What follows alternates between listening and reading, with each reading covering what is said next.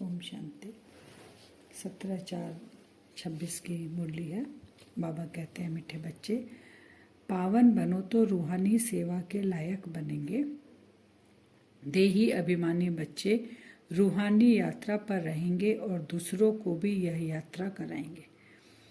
बाबा ने कहा रूहानी यात्रा पे रहना है, देही अभिमानी बनना है और दूसरों को भी देही अभिमानी बनाना और ये यात्रा सिखानी है। प्रश्न है, संगम पर तुम बच्चे जो कमाई करते हो यही सच्ची कमाई है कैसे? अभी की जो उत्तर है, अभी की जो कमाई है वह 21 जन्म तक चलती है। इसका कभी भी देवाला नहीं निकलता। ज्ञान सुनना, सुनाना, याद करना, कराना, यही है सच्ची कमाई। जो सच्चा सच्चा बाप ही तुम्हें सिखलाता है। ऐसी कमाई सारे कल्प में कोई भी कर न सके। दूसरी कोई भी कमाई साथ नहीं चलती। बाबा कहते हैं कोई भी कमाई जमा करने के लिए सच्चा बाबा आता है, तब हमें 21 जन्म की कमाई कराता है। और बाकी जन्म में जो हम करते हैं दान पुण्य, वो एक जन्म के लिए हमको थोड़ा सा मिलता है। लेकिन यहाँ बाबा से जो हम पढ़ते हैं, सुनते हैं, इससे हम 21 जन्म का जमा करते हैं। गीत है, हमें उन राहों पर चलना है जहाँ गिरना और संभलना है। ओम शांति। भक्ति मार्ग में तो बच्चों ने बहुत ठोकरें खाई हुई है। भक्ति मार्ग में बहुत ही भावना से यात्रा करने जाते हैं, रामायण आदि सुनते हैं, ठोकरें खाए हैं ना, गिरते गिरते फिर उठते हैं। तो ज्ञान में भी जब हम आते हैं तो बाबा कहते हैं अब धक से तो एक साथ उठ नहीं सकते, उड़ती कला में नहीं जा सकते। आते हैं, कभी हलचल होती है, थोड़ा सा नीचे पुरुषार्थ होता है, फिर बाबा को याद करते हैं, फिर ऊपर उठते हैं। तो बाबा कहते हैं ये चलता है, फिर लास्ट में हमारी अवस्था एकदम परिपक्व हो जाती है। बाबा भक्ति के लिए कह रहे हैं, रामायण आदि सुनते हैं, ऐसे प्रेम से बैठ कहानियां सुनते जो रोना भी आ जाता। हमारे भगवान की सीता भगवती को रावण डाकू ले गया, फिर सुनते समय बैठे रोते हैं। यह सब दंत कथा है जिससे फायदा कुछ भी नहीं। पुकारते भी, हे पतित पावन आओ, आकर हम दुखी आत्माओं को सुखी बनाओ।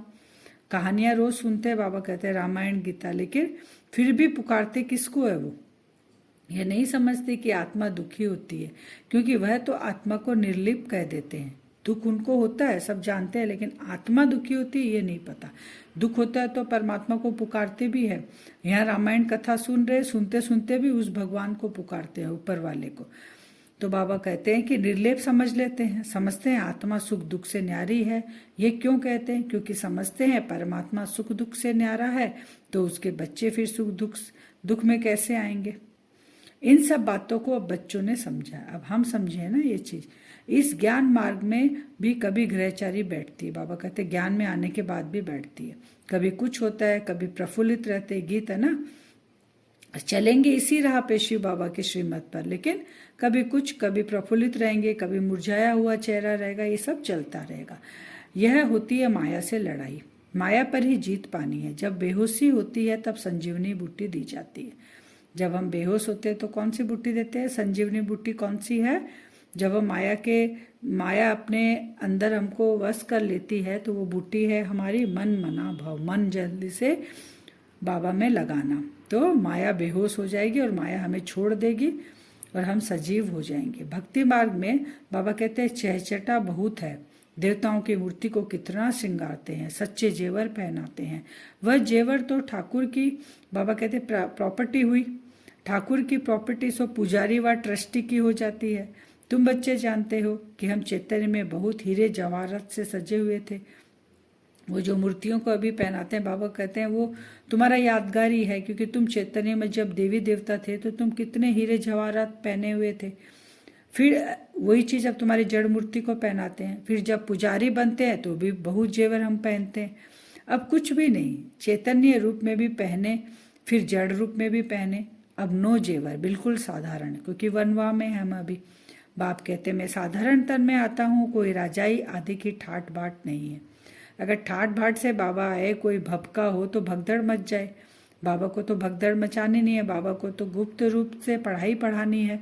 जो आत्मा पढ़ाई पढ़ेगी, श्रीमत पर चलेगी, पुरुषार्थ करेगी, उसको ही बाबा पद देगा। बाबा कहते मैं कृपा आशीर्वाद भी नहीं करता हूँ। तो सन्यासियों के भी बहुत ठाट बाट होते हैं। अभी तुम समझ गए हो बरोबर सतयुग में कैसे हम आत्माएं पवित्र थी, शरीर भी हमारे पवित्र थे। उन्हों का श्रृंगार भी बहुत अच्छा रहता है। कोई खूबसूरत होते हैं तो उनको श्रृंगार का भी शौक रहता है। तुम भी खूबसूरत थे तो बहुत अच्छे अच्छे जेवर पहनते थे, हीरो के बड़े हार आदि पहनते थे। बाबा सतयुग का पूरा साक्षात्कार करा रहा है। यहाँ हर एक चीज सांवरी है, वहाँ हर एक चीज गोरी थी, बाबा कहते शुद्ध थी, पवित्र थी, और यहाँ सारी चीजें बाबा कहते सांवरी है। देखो अब बाबा गऊ का मिसाल दे रहे, गऊएं भी सांवरी होती गई। बाबा जब श्रीनाथ द्वारे गया तो बहुत अच्छी गऊएं थी, श्री कृष्ण की गऊएं बहुत अच्छी दिखाते हैं। यहाँ तो देखो कोई कैसे कोई कैसे, क्योंकि कलयुग है, ऐसी गऊएं वहां होती नहीं। तुम बच्चे विश्व के मालिक बनते हो, तुम्हारी सजावट भी वहां ऐसी सुंदर रहती है। बाबा कहते विचार करो, गौएं तो जरूर होनी चाहिए। वहां की गऊओं का गोबर भी कैसा होता होगा, कितनी ताकत होगी। जमीन को खाद चाहिए ना, खाद डाली जाती है तो अच्छा अनाज पैदा होता है। बाबा सारा कंट्रास्ट करके सब बता रहे हैं। फिर बाबा कहते हैं हर एक चीज बिल्कुल ही पावरलेस हो गई है। अभी बच्चियां सूक्ष्म तन में जाती है, कितने अच्छे अच्छे बड़े फल खाती है, सुबीरस आदि पीती है। ये सब साक्षात्कार कराते थे बाबा। बच्चियां ध्यान में जाती थी, बाबा से जब योग लगाती थी तो बाबा उनको साक्षात्कार कराते थे। फिर बाबा कहते हैं बैकुंठ तो फिर भी यहाँ होगा, सूक्ष्म तन है। अब उसके बाद बाबा तो बैकुंठ कहाँ होगा, वो यहाँ होगा। बैकुंठ तो फिर भी यहाँ होगा ना, मनुष्य समझते हैं बैकुंठ कोई ऊपर में है। बैकुंठ ना सूक्ष्म वतन में है ना मूल वतन में होता है, यहाँ ही होता है। क्योंकि बैकुंठ में कौन है, मनुष्य आत्माएं रहती है। तो मनुष्य ना तो सूक्ष्म वतन में है ना मूल वतन में है, यहीं पे है साकार सृष्टि पे, तो यहीं होगा, यहाँ ही होता है। यहाँ जो बच्चियां साक्षात्कार करती है वह फिर इन आंखों से देखेंगे। जो जो साक्षात्कार हमने किया, महल का, सुबीरस का, बहुत सुंदर फल का, बाबा कहते हैं प्रैक्टिकल में यहाँ पर हम देखेंगे। सिर्फ महल देखने के लिए मनुष्य जाते हैं, बाबा ने जगह जगह जो स्थूल महल जयपुर आदि में बने हुए हैं, तो वो देखने जब जाते हैं तो टिकट रहती है उनकी, खास वह महल देखने के लिए रखते हैं। खुद फिर और महलों में रहते हैं। सो भी अभी कलयुग में यह है ही पतित दुनिया। बाबा कहते हैं पतित दुनिया, यहाँ महल देखने के लिए जाते हैं, और सतयुग में तुम महलों में राज्य करेंगे। यहाँ भल अमेरिका आदि में फर्स्ट क्लास महल है, परंतु वहाँ की भेंट में यह तो कुछ भी नहीं, क्योंकि यह तो अल्पकाल का सुख देने वाले हैं। यहाँ के महल कैसे होंगे, अल्पकाल का सुख देने के लिए। बाबा गऊओं का बताया, बाबा श्रृंगार के बारे में बताया, वहाँ का श्रृंगार, यहाँ का श्रृंगार। फिर बाबा कहते हैं वास्तव में श्री कृष्ण के, बाबा कहते हैं जो गाय को संभालते हैं ना गुज्जर, उसको गुज्जर कहते हैं। तो यहाँ जो गऊओं को संभालने वाले हैं वहां कहते हैं हम गुज्जर हैं, माने ग्वाले हैं, श्री कृष्ण के वंशावली हैं। वास्तव में श्री कृष्ण के वंशावली नहीं कहेंगे, श्री कृष्ण की राजधानी के कहेंगे। साहूकार के पास गौएं होंगी तो गुज्जर संभालने वाले भी होंगे। यह गुज्जर नाम सतयुग का है। बाबा कहते हैं गुज्जर श्री कृष्ण की वंशावली नहीं है, श्री कृष्ण की राजधानी में है, पद है उनका गुज्जर का, जो गऊओं को संभालेंगे। कल की बात है, कल हम आदि सनातन देवी देवता धर्म के थे, फिर पतित बने हैं तो अपने को हिंदू कहला देते। बाबा क्या कह रहे हैं, ये कब की बात है, कल की बात बाबा बोलते हैं ये। फिर बाबा कहते हैं कि रावण ने विशेष बनाया है, बाप आकर तुम्हें वाइसलेस बनाते हैं। कल की बात है तो विशेष बन गए, वाइसलेस बनते हैं। तुम ईश्वरीय मत से देवता बनते हो, बाप ही आकर तुम ब्राह्मणों को देवता बनाते हैं। सीढ़ी कैसे उतरते हैं यह तुम बच्चों की बुद्धि में नंबरवार बैठता है। 84 के जन्मों का भी हम बच्चों की बुद्धि में ये नंबरवार बैठता है। फिर बाबा कहते हैं तुम देही अभिमानी हो, आत्माओं को रूहानी यात्रा पर ले जाते हैं। बाप कहते हैं तुम सतो प्रधान थे, सतो प्रधान बनना है। जितना याद में रहेंगे उतना पवित्र बनेंगे। सबसे ऊंच बाप का पाठ है, फिर ब्रह्मा सरस्वती का पाठ है। सबसे पहले बाबा का पाठ है, फिर उसके बाद है ब्रह्मा सरस्वती का। जो बाबा कहते हैं जो स्थापना करता है वही पालना भी करता है, बड़ा पाठ उनका है। पहले है शिव बाबा, फिर ब्रह्मा सरस्वती, जो फिर बाद में पुनर्जन्म में आते हैं, आके विष्णु और लक्ष्मी बन के फिर पालना करते हैं ना। तो फिर बाबा शंकर का बताते हैं, शंकर तो सिर्फ सूक्ष्म रूप धारण करते हैं, ऐसे नहीं कि शंकर कोई शरीर का लोन लेते हैं। श्री कृष्ण को भी अपना शरीर है, यहाँ सिर्फ शिव बाबा शरीर का लोन लेते हैं। पतित शरीर पतित दुनिया में आकर सेवा करते हैं। बाकी और किसी और सबका अपना शरीर है, चाहे सूक्ष्म शरीर हो चाहे साकार शरीर हो, स्थूल शरीर हो। बाप बच्चे को अनेक प्रकार की समझानी देते रहते हैं। बच्चों के लिए समझाया जाता है सारा मदार योग पर है, योग से ही विकर्म विनाश होंगे, योग वाले को ज्ञान की धारणा भी अच्छी होगी। बाबा बता रहे योग से सारा मदार ही ये पूरा ज्ञान का योग पे है। योग होगी तो धारणा भी अच्छी होगी। अपनी धारणा में चलते रहेंगे क्योंकि फिर सुनाना भी पड़ता है। यह है नई बात।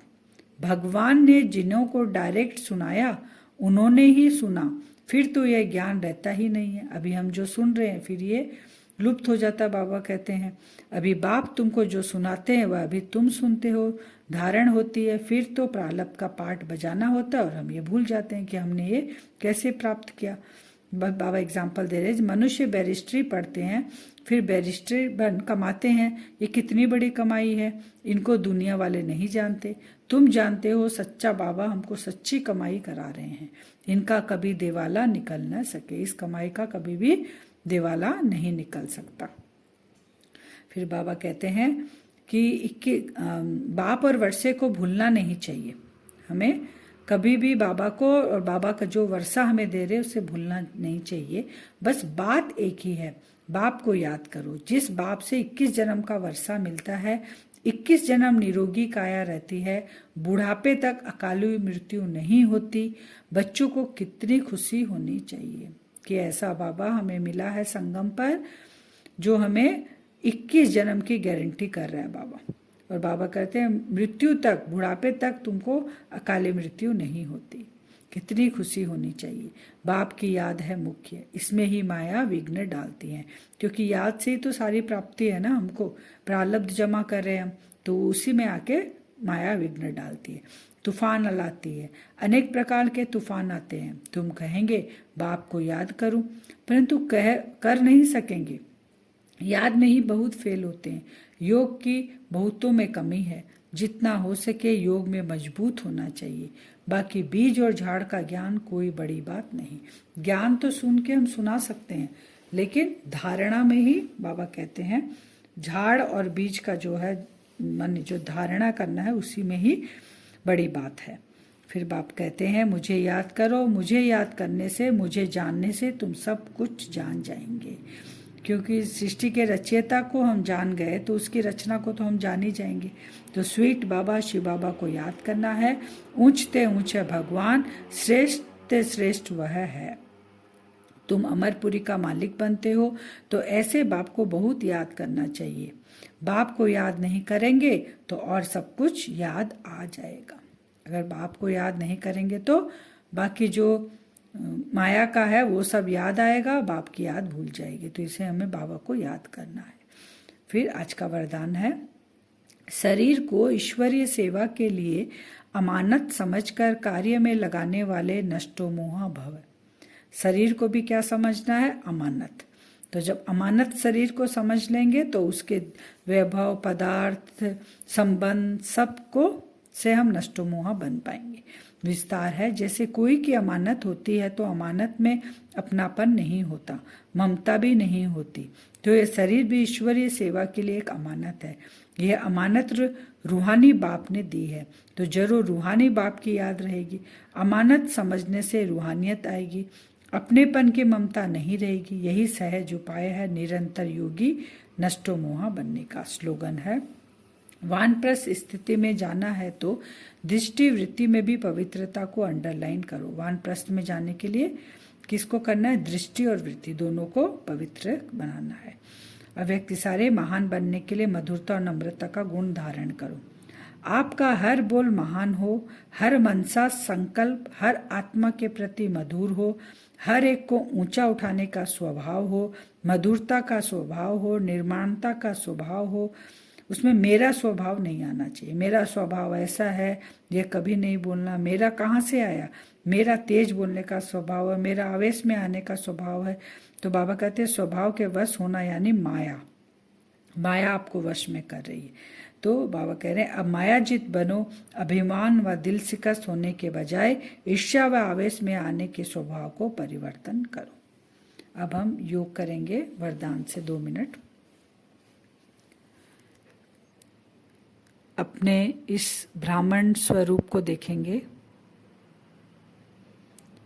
इस ब्राह्मण स्वरूप में ब्रह्मा मुख वंशावली, शिव बाबा का बच्चा, मैं आत्मा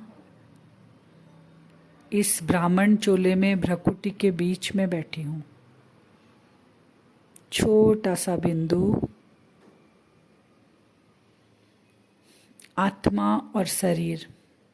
ये मुझ आत्मा और शरीर का नया जन्म है। मुझे वो ज्ञान मिला कि मैं ही देवकुल की आत्मा हूँ।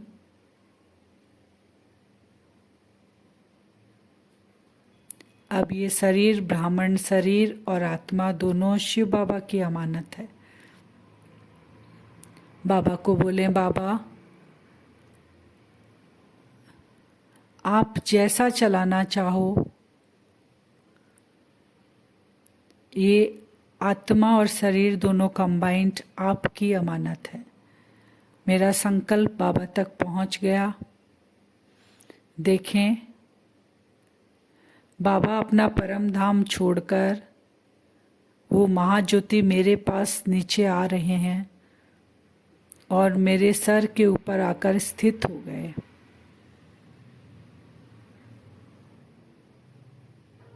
मुझ आत्मा का कोई संकल्प नहीं।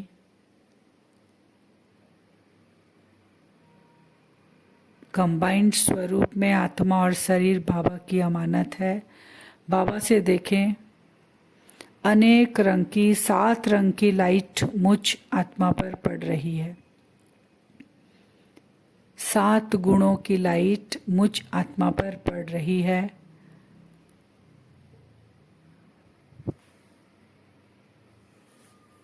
बाबा मुझ आत्मा द्वारा ये 7 गुणों से अनेक आत्माओं की सेवा करा रहे हैं। मुझ आत्मा के अंदर वो 7 गुण प्रवेश हो रहे हैं अलग अलग लाइट के रूप में, और वो बाहर निकल रहे हैं। वो वाइब्रेशन,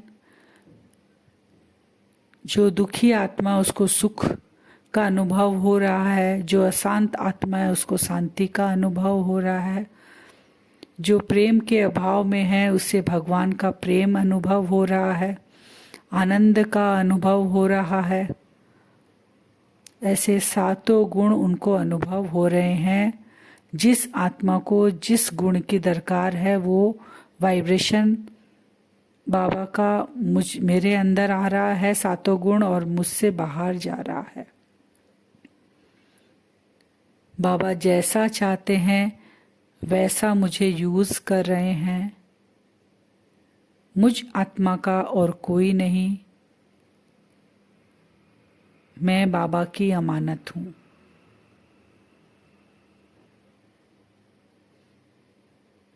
मैं आत्मा पुराने लगाव झुकाव से एकदम नष्टो मोहा हूँ। मेरा कोई नहीं। मेरा तो एक शिव बाबा, दूसरा न कोई। इस पाठ को कल हम सारा दिन पक्का करेंगे। मैं आत्मा शिव बाबा की अमानत हूँ। ऐसे स्थिति में ही सारा दिन कार्य व्यवहार में आएंगे। ओम शांति।